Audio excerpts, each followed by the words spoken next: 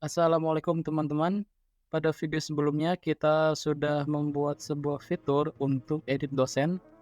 Nah, pada video kali ini kita akan membuat sebuah fitur untuk menghapus data dosen. Untuk sampel kemarin seperti ini ya. Kita sudah membuat di sini di menu dosen. Lalu kita coba satu yang tes 44, kita lakukan edit, lalu kita ganti misalkan ini empatnya 3 kali.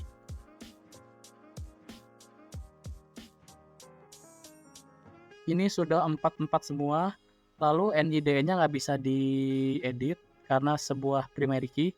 Lalu kita ubah di sini, berhasil update dosen, kita cek di sini, berubah menjadi 444.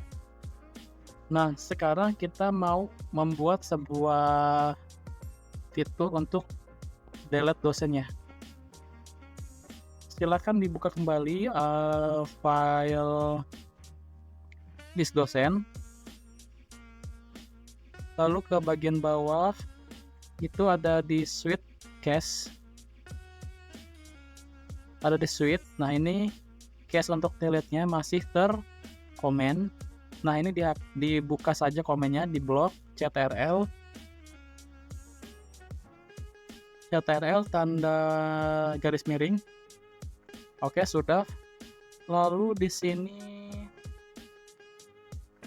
delete dosen masih merah ya. Di sini masih merah karena delete dosennya belum kita buat.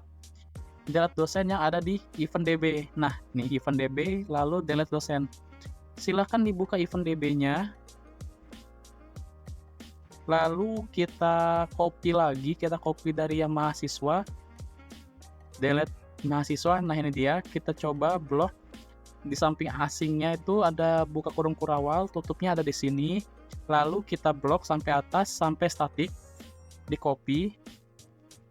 Lalu ke bagian paling bawah sebelum tutup kurung kurawal yang terakhir. Kita enter, paste. Lalu delete mahasiswanya diganti menjadi delete dosen. Lalu ini namanya DSN NIDN. Parameternya cuma satu karena ketika dia melakukan hapus, parameter yang dibutuhkan hanyalah primary key saja. Lalu di sini ada API delete dosen, lalu ini DSN NIDN-nya sama dengan ini.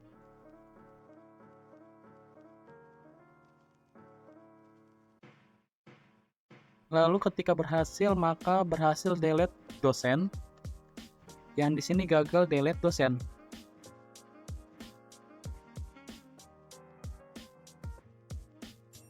Oke, sudah.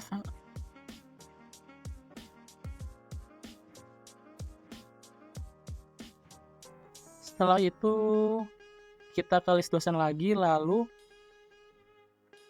MHSNPM-nya diganti menjadi DSN NIDN karena parameternya DSN NIDN. Lalu kalau sudah kita save. Nah, setelah itu kita coba ya. Kita back dulu, lalu masuk ke dosen lagi, kita coba delete data dosen yang tes 444. Kita klik titik 3-nya ini, lalu kita klik dosen, maka berhasil delete dosen. Oke, jadi itu saja untuk membuat delete dosen. Hanya kita buka komennya, lalu kita membuat fungsinya di event DB. Untuk menu bagian bawah ini, yang di bawah ini ada navbar 1, navbar 2, navbar 3, dan home. Itu kan masih belum kita setting ya. Jadi ketika diklik, nanti maka keluar error seperti ini. Nah, sekarang kita bakal coba membuat menu-menu untuk bagian bawah ini. Nah, yang pertama yang harus dilakukan adalah kita membuat 3 buah file dulu untuk navbar 1 sampai navbar 3. Itu buatnya sejajar dengan main.dart. Jadi misalnya seperti ini. Cara buatnya itu kita di folder lib, itu diklik kanan lalu new file, kita buat dulu navbar 1 titik dart sampai kita buat navbar 3.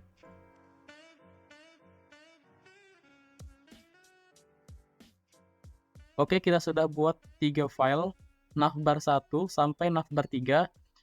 Lalu kita buat dulu yang navbar 1-nya. Kita klik navbar 1, lalu ketikkan stf, stateful widget, lalu enter, ketikkan navbar 1. Nah, kalau sudah di cons-nya ini silahkan diganti menjadi single child scroll view, lalu tambahkan sebuah kolom child ya, child dulu, lalu tambahkan kolom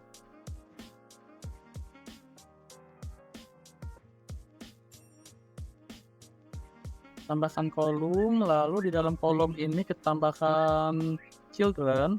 Dalam children kita tambahkan sebuah teks, misal seperti ini ya, ini cuma contoh saja sampel.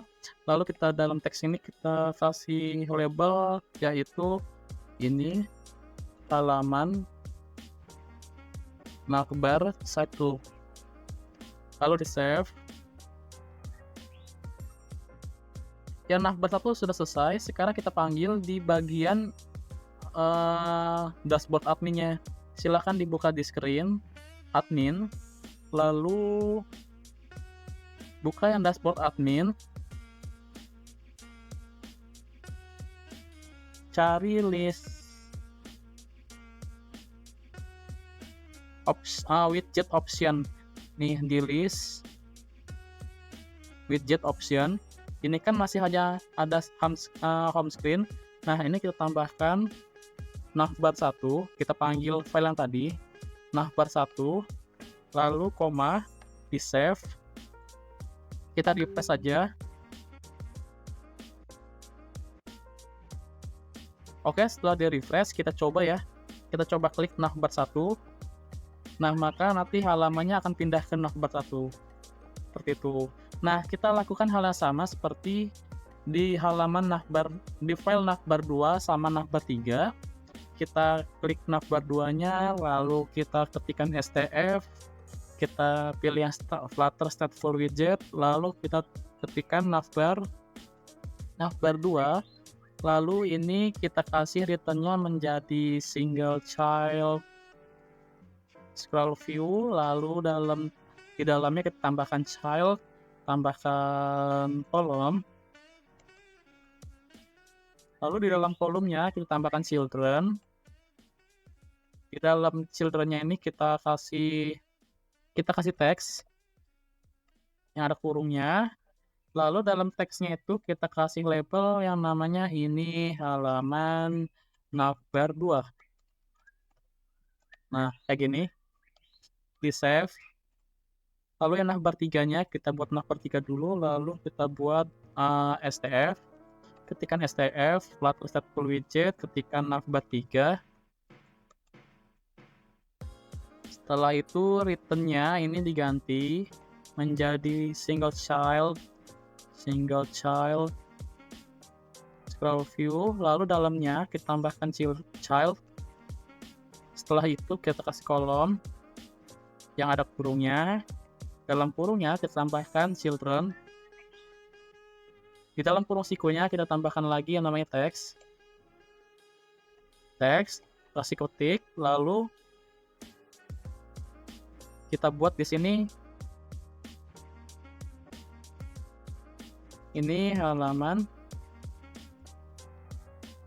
navbar 3.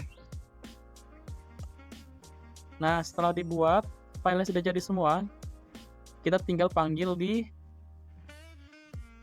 file dashboard admin. Nah, di navbar 1 kita panggil lagi navbar 2 dan navbar 3-nya.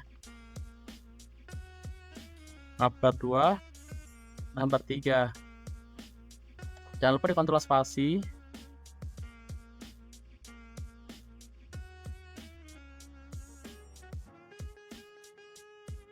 Oke, sudah. Sekarang di-refresh aja.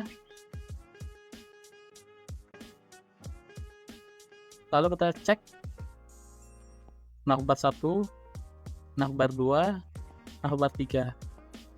Oke, mudah ya untuk menambahkan halaman navbarnya.